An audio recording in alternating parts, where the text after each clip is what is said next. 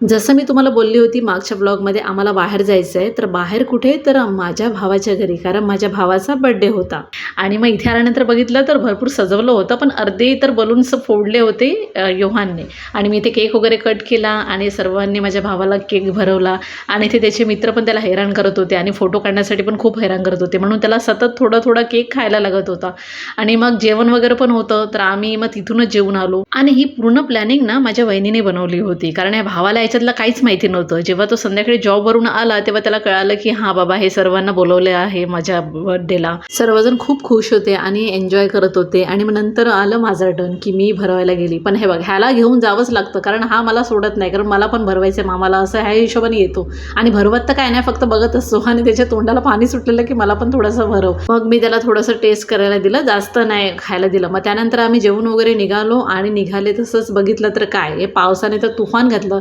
पुढे रस्त्याला गेल्यानंतर आणि आम्हाला चालतच जायचं होतं कारण भावाचं आणि माझं घर एकदम जास्त डिस्टन्स नाही आहे. मग जसा पाऊस कमी झाला तसा आम्ही पटापट चालायला लागलो आणि येऊन घरी पोचलो. चला मग भेटूया पुढच्या ब्लॉगमध्ये. बाय.